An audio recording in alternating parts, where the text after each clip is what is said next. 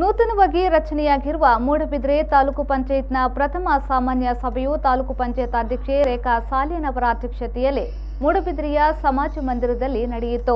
ಪ್ರತಿ ಗ್ರಾಮಗಳಲ್ಲಿ ಘನತ್ಯಾಜ್ಯ ವಿಲೇವಾರಿ ಘಟಕ ಮತ್ತು ರುದ್ರಭೂಮಿ ರಚನೆಗೆ ಸ್ಥಳ ಕಾಯ್ದಿರಿಸುವಂತೆ ಕಂದಾಯ ಇಲಾಖೆಯ ಗಮನಕ್ಕೆ ತಂದಿದ್ರೂ ಸ್ಪಂದಿಸುತ್ತಿಲ್ಲ. ಹೀಗಾಗಿ ಈ ಉದ್ದೇಶಕ್ಕೆ ಬಿಡುಗಡೆಯಾದ ಅನುದಾನ ಬಳಕೆ ಮಾಡಲು ಸಾಧ್ಯವಾಗುತ್ತಿಲ್ಲ ಎಂದು ತಾಲೂಕು ಪಂಚಾಯತ್ ಕಾರ್ಯನಿರ್ವಹಣಾಧಿಕಾರಿ ದಯಾವತಿ ವಿಷಯ ಪ್ರಸ್ತಾಪಿಸಿ ಅಸಹಾಯಕತೆ ವ್ಯಕ್ತಪಡಿಸಿದರು.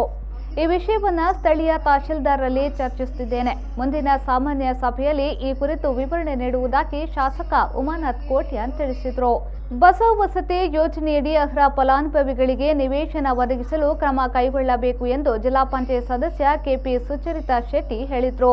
ವಿವಿಧ ಇಲಾಖೆಗಳಲ್ಲಿ ಮೂಡಬಿದ್ರೆ ತಾಲೂಕಿಗೆ ಮಂಜೂರಾದ ಹಣಕಾಸು ಅನುದಾನ ಬಳಕೆಯ ಬಗ್ಗೆ ಆಯಾ ಇಲಾಖಾಧಿಕಾರಿಗಳು ಮಾಹಿತಿಯನ್ನ ನೀಡಿದರು.